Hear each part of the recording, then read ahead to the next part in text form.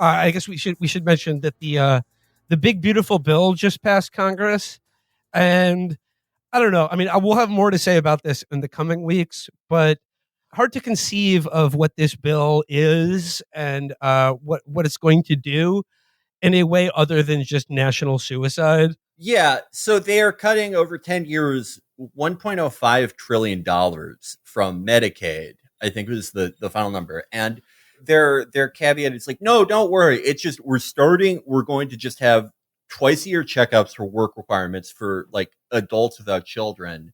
The Senate was like, that sounds good, but also that should include people with children over 14. Yes. So only 40% of children in America are covered by Medicaid, though. So this is whatever. They are also giving about $200 billion for basically like a concept sketch to Lockheed Martin for this thing called the Golden Dome. Felix, I am dumbfounded by this. It's amazing. I am dumbfounded by this. So the Golden Dome, part of it is like it's Lockheed Martin loves doing this where they're advertising things that we already have 50 things for. A lot of them sold to us by Lockheed Martin.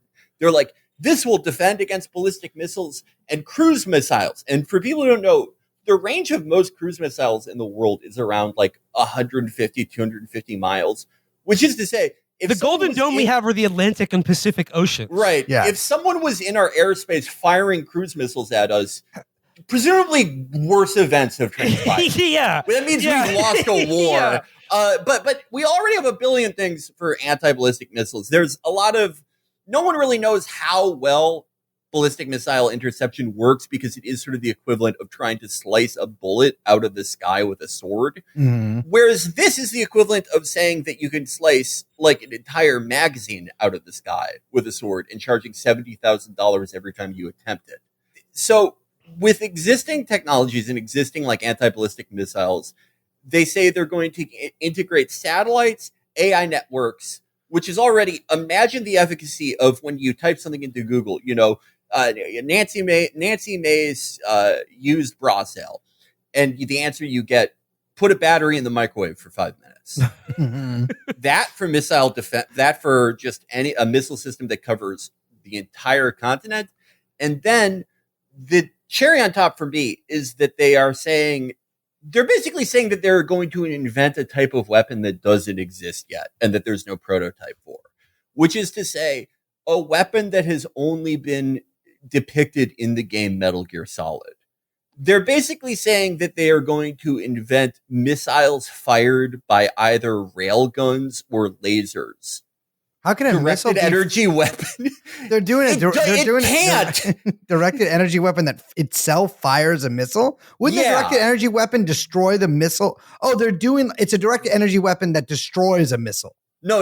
It fires a missile. But wouldn't the directed energy weapon destroy the missile? Maybe. No. Well, no. It's firing the It's firing the interceptor missile. What? This is the most fucking insane. No other democracy, no other nuclear armed country on earth would buy this piece of shit. Even Israel would go, what the fuck? They would kick you out of the country. Can't they fix this train? India, the country where they conducted an air operation because Modi thought that clouds made them invisible, would go, get the fuck out of here with this piece of shit. So they're getting $200 billion now. This program will probably industry estimates have it at $500 billion to do everything that's in the brochure. So it will probably cost exactly the same as what we're cutting from Medicaid. I mean, I've seen estimates for Golden Dome that go as high as $800 billion. Again, this is the American contractor bloat state. So I think the directed energy fucking Metal Gear Rex railgun alone will cost $400 billion. But I mean, I don't know. In any other democracy, if you voted for this thing, you would, right when you vote for it, you're like, I'm retiring from Congress and I'm moving to under the Denver International Airport. Yeah, I mean, is there like a shit ton of money for Homeland Security too? Oh, I mean, the ICE budget. ICE will now be like the largest federal law enforcement agency in the world. Amazing. I think ICE's budgeting now is $150 billion, which is like, I think the Marines operate on a budget of $50 billion a year. $45 billion now just to build new immigration centers. I think $100 billion to DHS.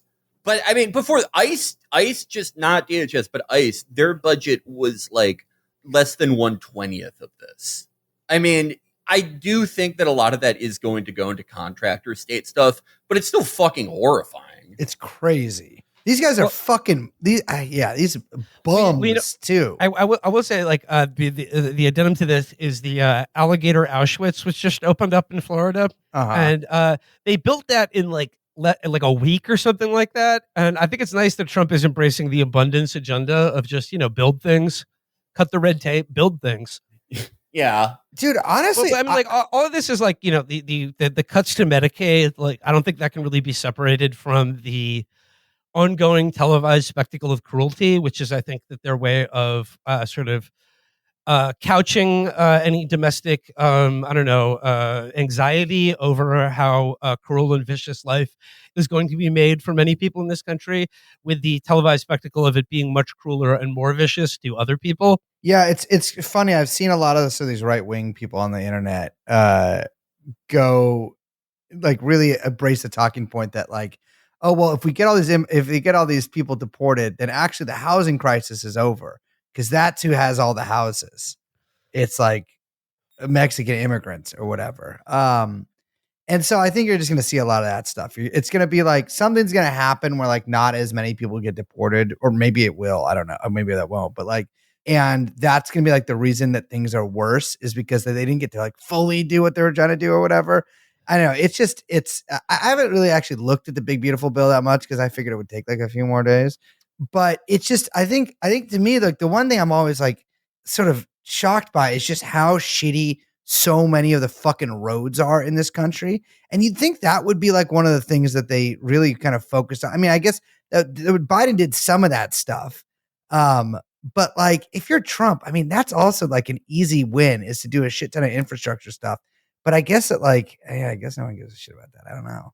It does. Well, bringing up Israel, it does make me think of how like Israel, since it became clear that like, no, the Biden administration did not have a red line in Rafah or anywhere, that it was like, okay, well, we didn't plan for this, but now it's just, this may be our last opportunity to just fucking go for everything. Yeah. Kill everyone.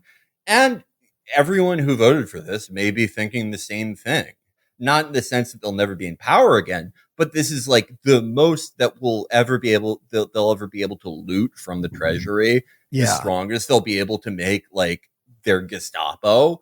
And with Medicaid, the Medicaid cuts, I don't think you can look at it as anything else but kill as many of these people as possible. In their eyes, ameliorate problems in the healthcare system by wiping out as many non-performers as possible, I guess, which in practice, like this is going to collapse like a lot of hospital systems.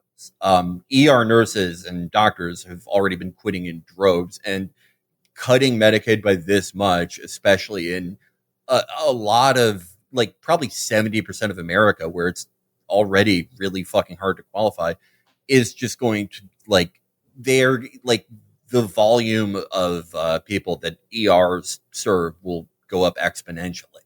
It's so weird talking about this because I feel like 10 years, 6 or 7 years ago, it would be like, well, yeah, Democrats will probably win the midterms, but it's like, that almost doesn't even come into the equation at all.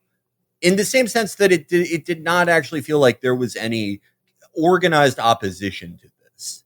Yeah. It feels like maybe for the presidency, for the foreseeable future, they are going to be passing off flaming bags of shit that are like at times aggravated by like whatever Republican administration instituting super austerity and making it so that like, half the children under a certain income line in America have fucking lead poisoning. And then whatever Democratic administration that Jake Sullivan will still work in will do something insane overseas. And this flaming bag of shit will just be passed off back and forth. And even in the most optimistic, like left liberal vision of this world, where you get a super majority of like fucking John O sauce, right? It would take you like 2 presidencies to undo all the shit that's been done in just this bill alone. Anyone who is like in earnest a liberal, I think, really has to kind of get on the military dictatorship train. I'm kind of serious. Felix, I was thinking about this in light of like exactly what you're saying about like Trump's ongoing, now openly stated threats to deport and denaturalize American citizens, including Zohran Mamdani. Yeah. Is like, what's the easier fix here? To like try to slowly walk that back? Or like, how about a Democrat just running on like, I'm going to use all these powers because I got a list of people who need to go. Yeah. And they need to go to the alligator camp. We're sending we need you to take away- Uganda. Yeah.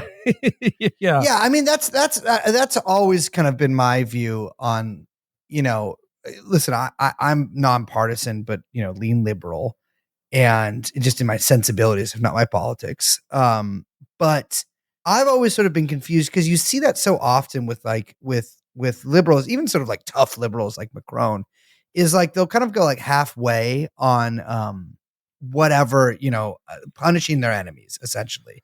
And like, for instance, like banning Le Pen, I think I think she's like not allowed to run in the next election or something. It was something like that that happened in France. Who knows? Maybe it got held up by the court. Or like going after Trump with like this sort of like, halfway lawfare shit that was just in one case sort of devolved into, the dick being so crazy good that you just had to give him a job and blow the case. That guy must have that guy in the Atlanta DA office. Oh my God.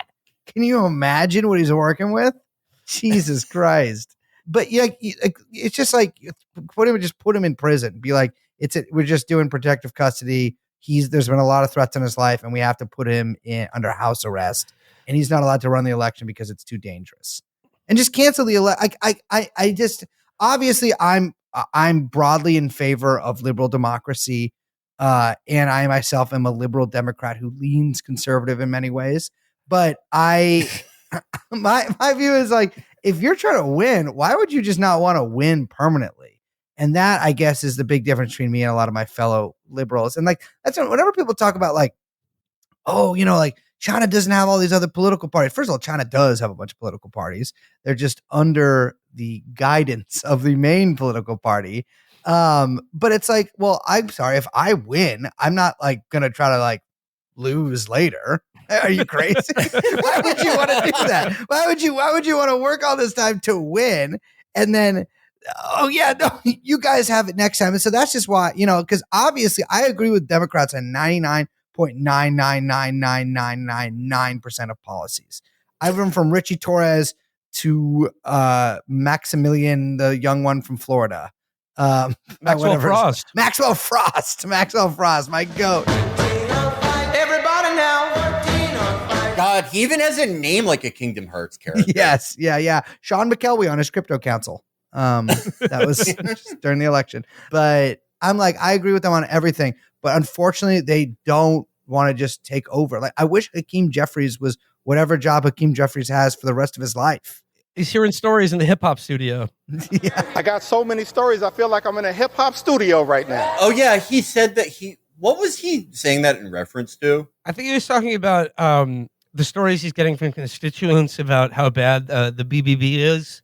That's what I interpreted that comment as. Oh, he was like, I'm hearing he was so like, many stories. It's like I'm in a hip hop studio. wow, that's really good. Well, That's really if you good. think about it, hip hop is just storytelling plus music. Facts.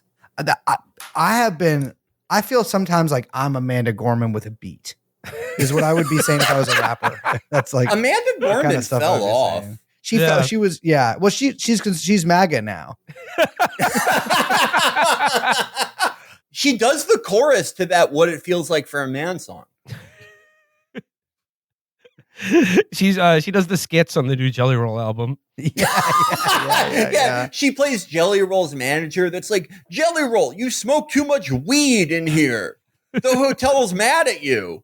You ate the whole buffet, Jelly Roll. Like, if Joe Biden had just had Jelly Roll assassinated, then none of this would have happened. You guys don't understand the power that he has.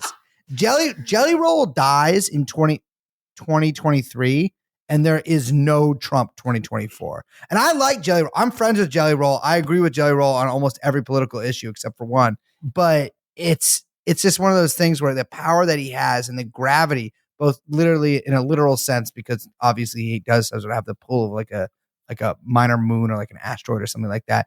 But like in just the emotional weight and heft that he gives to people like me is just like Joe Biden should have at least done like a Jerry Adams voice band type thing. Or he should have made it, or he should have created the Office of Empathy and had him lead it. Yeah. Or like Joe Biden, it should have been like 1979 Lebanon, and he goes onto Ronnie Radke's compound. Yeah. With like gunmen with no badges, and just I love Ronnie Radke. I'm going on tour with him. But if you're taking out enemies of the regime. But in light of sort of creative solutions to persistent problems, I was thinking about this in the car ride over to Chris's house today regarding political assassinations, which I don't endorse, and I'm against violence of any kind. But I was wondering, like, so all ex-presidents have a Secret Service detail for life, right? Yeah. So ex-presidents, it's sort of like you're in the club. You associate with other ex-presidents. And I'm not saying anything about the current president. I'm not naming names or like selecting a target or anything. But what would happen if an ex-president decided that they wanted to kill a current or other ex-president? Would their Secret Service detail have to help them?